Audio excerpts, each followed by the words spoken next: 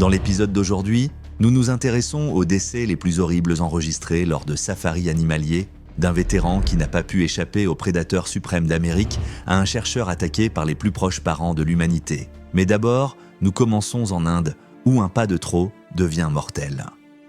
C'était le 15 juillet 2016, lorsque la chaleur accablante de l'été du Rajasthan a atteint son apogée au parc national de Ranthambore en Inde. Les ruines de l'ancien fort parsemèrent le paysage comme des sentinelles silencieuses, surveillant une nature sauvage où les majestueux tigres du Bengale erraient librement à travers les forêts denses et les prairies ouvertes.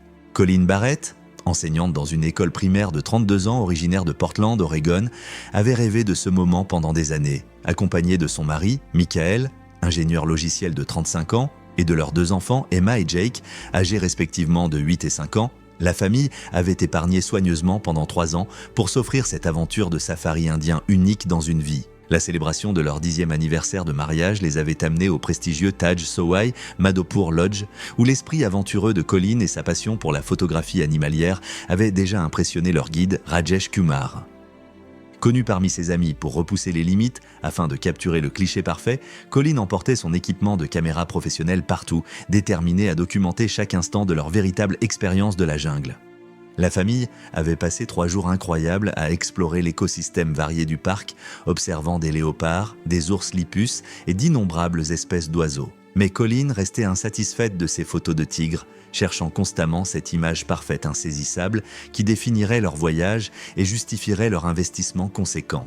Les tigres du Bengale sont des prédateurs de premier ordre pesant jusqu'à 660 livres, munis de griffes rétractables atteignant 4 pouces de longueur et de dents canines capables d'infliger des morsures écrasantes dépassant 1000 livres par pouce carré.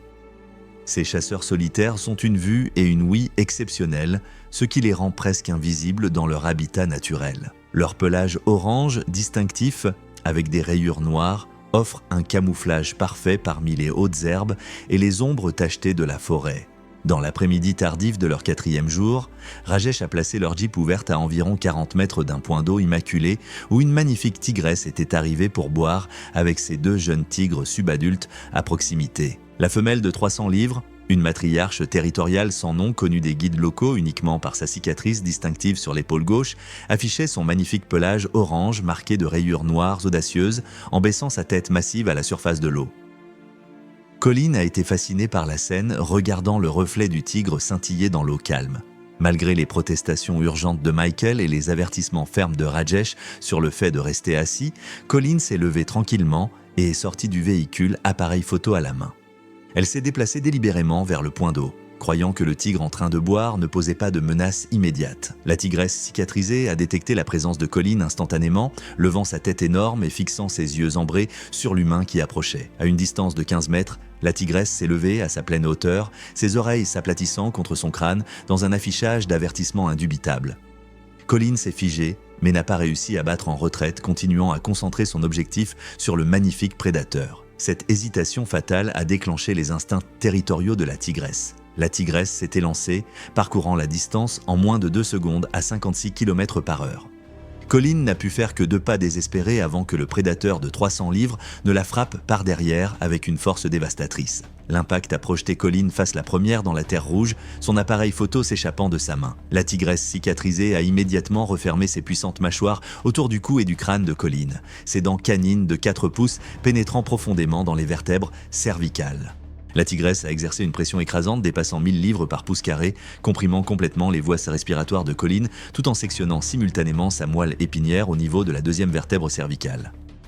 Les tigres tuent en écrasant la gorge et en séparant la colonne vertébrale, des techniques de perfectionner au cours de millions d'années d'évolution. Le corps de Colleen s'est affaissé en 60 secondes à cause de la privation d'oxygène et du traumatisme neurologique massif qui ont eu un effet immédiat. La femelle territoriale a maintenu son emprise mortelle pendant plusieurs minutes supplémentaires, s'assurant que la menace perçue était complètement neutralisée. En suivant des comportements instinctifs, elle a commencé à traîner le corps sans vie de Colleen vers une végétation dense avec l'intention de cacher sa proie à l'abri des charognards potentiels. Toute l'attaque a duré moins de 3 minutes, Rajesh n'ayant pas pu intervenir en raison des réglementations strictes du parc interdisant les armes à feu. Les autorités du parc ont lancé une enquête immédiate sur l'incident, en examinant les protocoles de sécurité et les procédures de formation des guides. La tragédie de la famille Barrett a suscité des discussions internationales sur les normes de sécurité du tourisme animalier, avec des groupes de conservation soulignant l'importance cruciale de maintenir des distances de sécurité avec les prédateurs dangereux.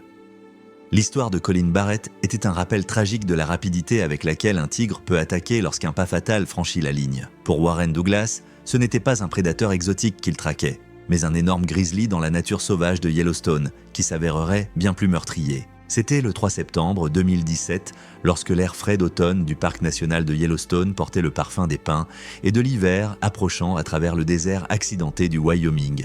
La vaste étendue du premier parc national d'Amérique s'étendant à l'infini, avec des montagnes imposantes, des forêts denses et des prairies immaculées créant un paradis pour les photographes.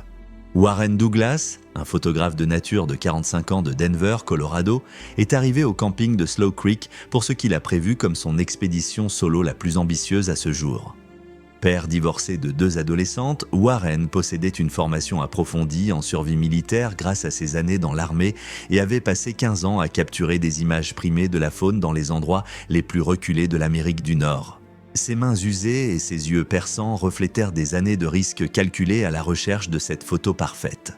La réputation de Warren parmi les photographes animaliers était fondée sur sa capacité à comprendre le comportement des animaux et à maintenir des distances de sécurité tout en capturant des moments intimes de la vie des prédateurs. Il suivait un énorme grizzly mâle depuis 2 jours, espérant documenter le comportement alimentaire naturel de l'ours pendant la période cruciale de pré-hibernation. Son passé militaire lui avait donné confiance en ses capacités de survie, ce qui lui permettait de s'aventurer seul dans des territoires où la plupart des photographes avaient besoin de guides et de soutien. Les filles de Warren s'inquiétaient souvent de ses expéditions en solo, mais son palmarès de réussite en photographie sauvage avait gagné leur acceptation réticente de sa profession dangereuse.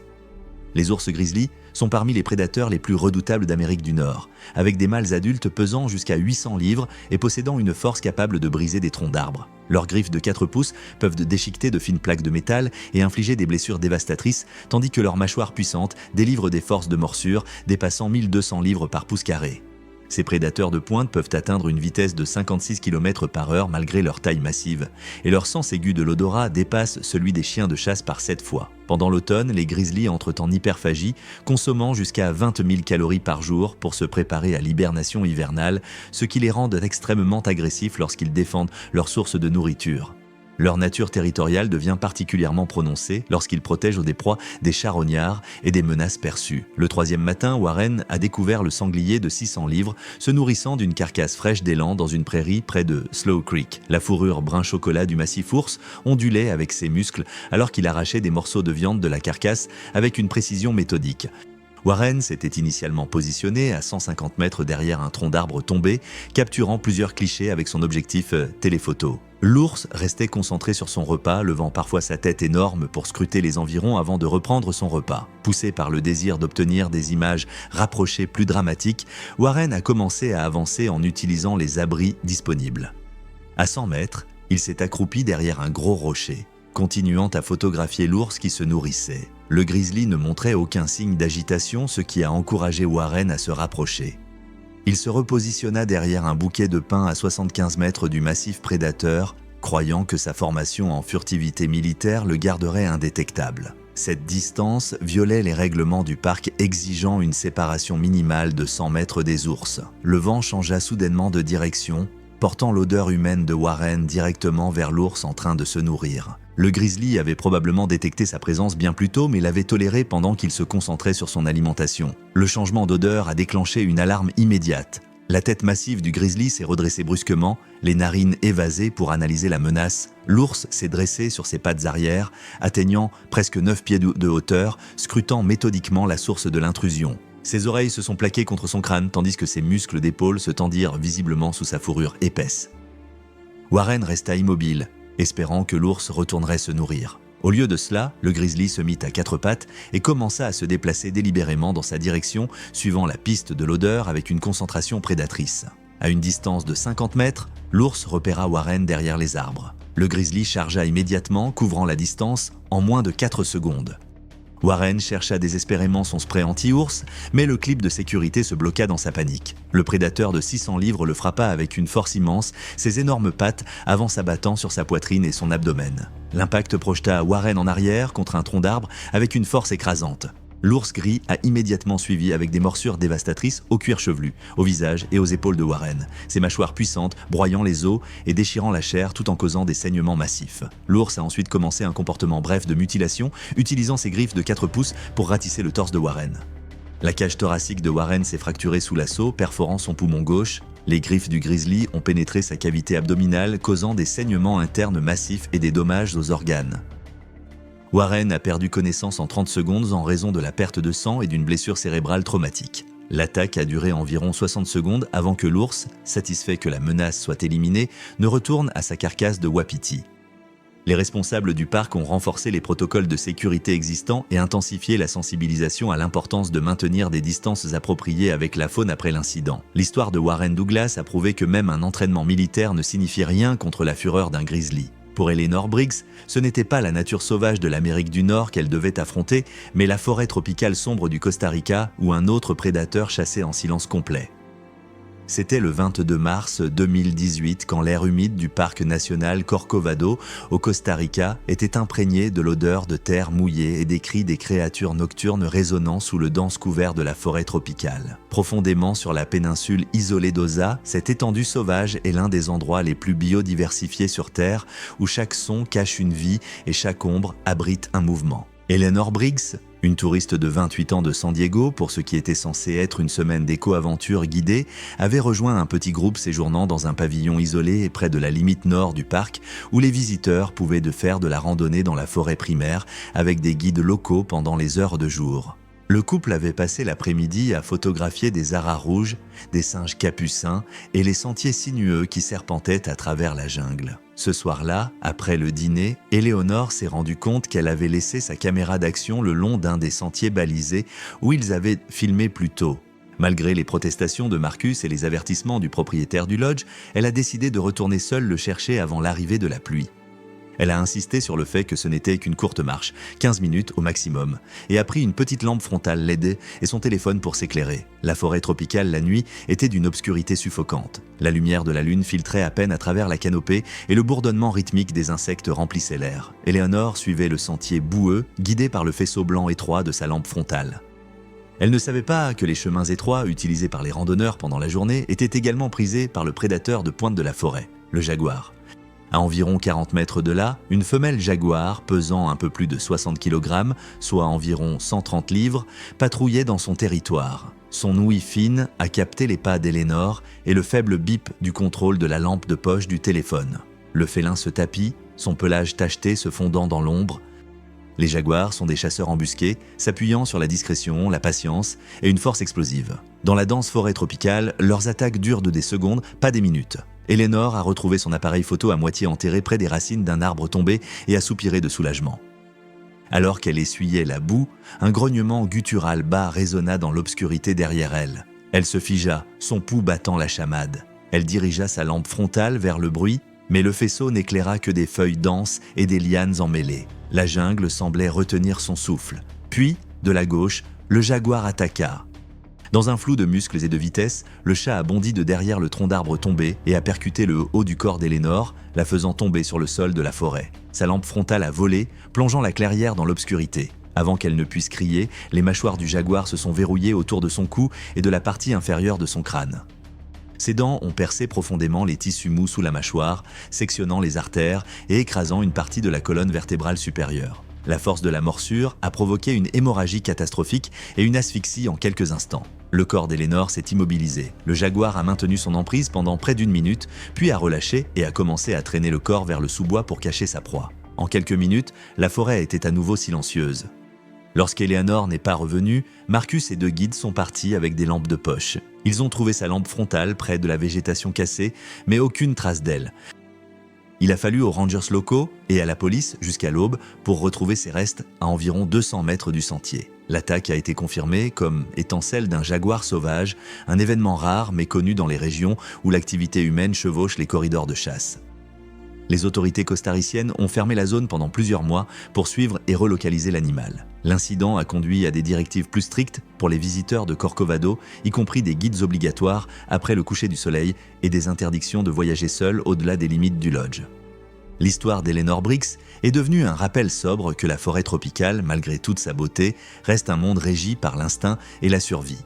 Un endroit où un faux pas dans l'obscurité peut à jamais tracer la ligne entre émerveillement et nature sauvage. C'était le 8 janvier 2017 lorsque l'humidité oppressante de la saison des pluies et du Queensland pesait sur l'estuaire de la rivière d'Aintree, où la forêt tropicale ancienne rencontrait les eaux infestées de crocodiles du nord de l'Australie.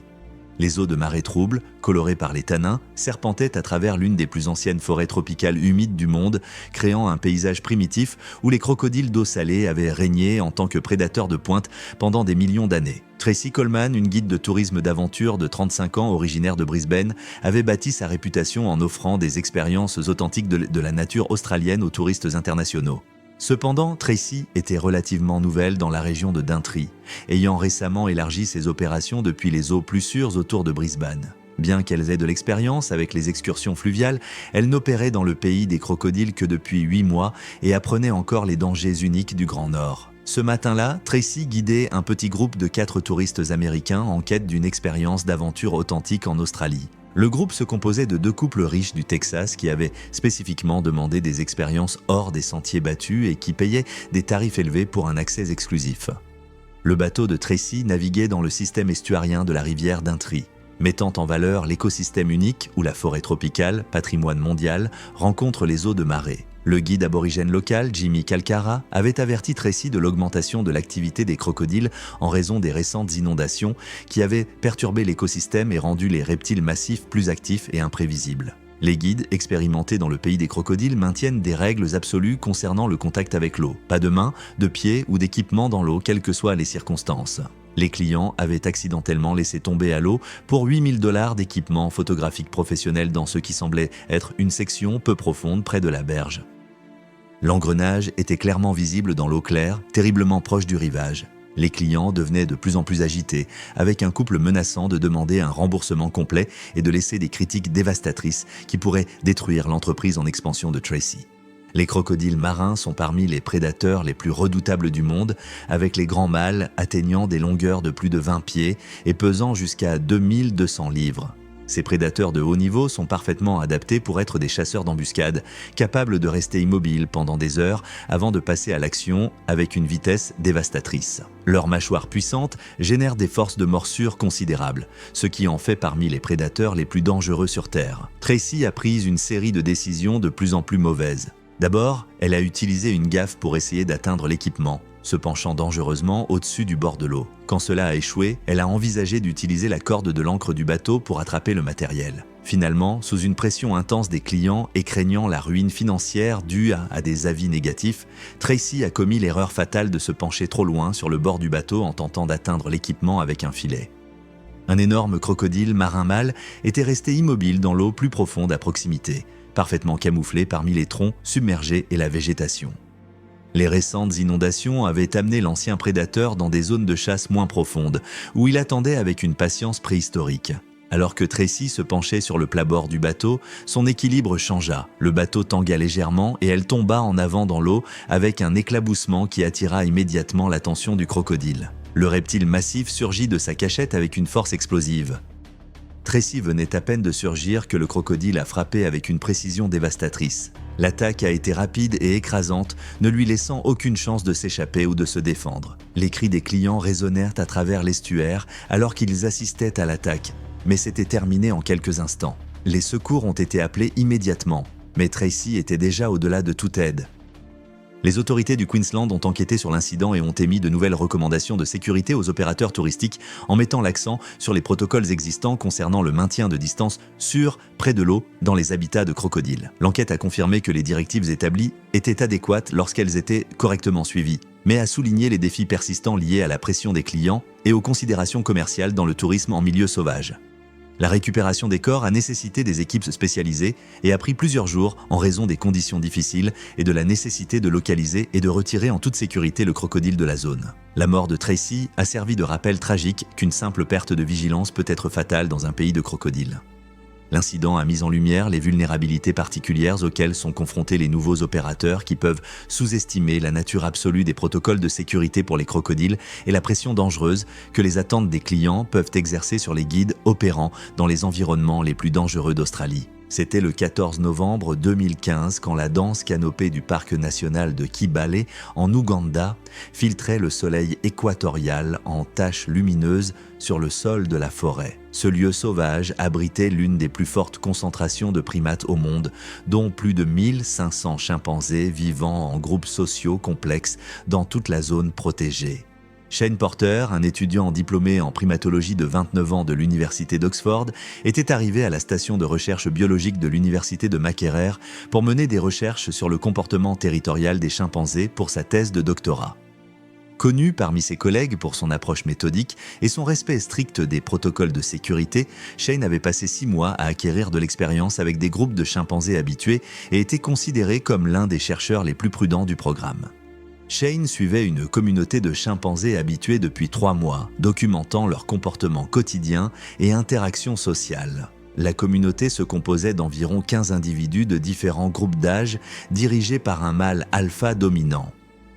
La recherche de Shane était axée sur les conflits territoriaux et le maintien des frontières, ce qui l'obligeait à suivre le groupe pendant leurs activités quotidiennes de recherche de nourriture. Les protocoles de la station de recherche exigeaient que les chercheurs maintiennent une distance minimale de 7 mètres des chimpanzés et se retirent immédiatement si les manifestations agressives commençaient à s'intensifier. Les chimpanzés sont les plus proches parents vivants de l'humanité, partageant 98,8% de l'ADN humain, mais possèdent des capacités physiques qui dépassent largement la force et l'agilité humaines.